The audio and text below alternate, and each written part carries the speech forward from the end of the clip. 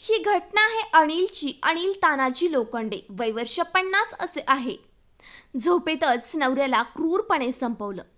वटपौर्णिमेच्या दिवशीच नवविवाहितेचे हे नवीन आणि वाईट कृत्य. या दिवशी म्हणतात ना, प्रत्येक स्त्री नवऱ्यासाठी आयुष्य मागते आणि हाच नवरा मला 7 जन्मी मिळो म्हणून अशी देवाकडे प्रार्थना करते. बघितलं गेलं तर अशाच अलीकडे धक्कादायक घटना घडत आहेत. आदिकर वैष्णवी हगवणे, त्याच्यानंतर सोनम रघुवंशीने राजाची हत्या केली. सांगली कुपवाड येथे अशीच एक भयंकर घटना घडली. वटपौर्णिमेच्या दिवशीच पत्नीने पतीचा निर्घृणपणे खून केलाय. कुपवाड शहर एकतानगर या ठिकाणी हा प्रकार घडलेला आहे. या घटनेनंतर कुपवाड MIDC पोलिसांनी पत्नीला राधिका इंगळे हिला अटक केली. 15 दिवसापूर्वीच राधिका इंगळे आणि अनिल लोखंडे यांचा विवाह सोहळा पार पडला होता.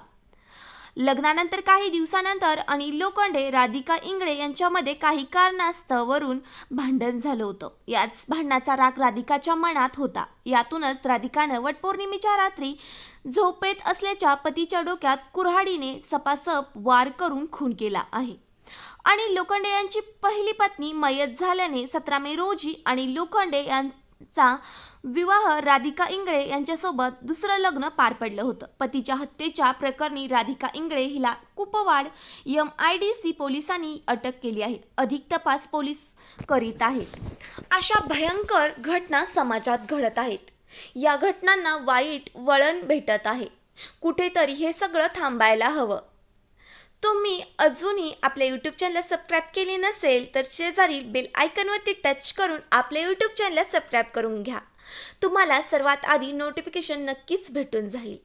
त्यासाठी तुम्हाला गुन्हेगारी विश्व या यूट्यूब चॅनलला सबस्क्राईब करावे लागेल. धन्यवाद.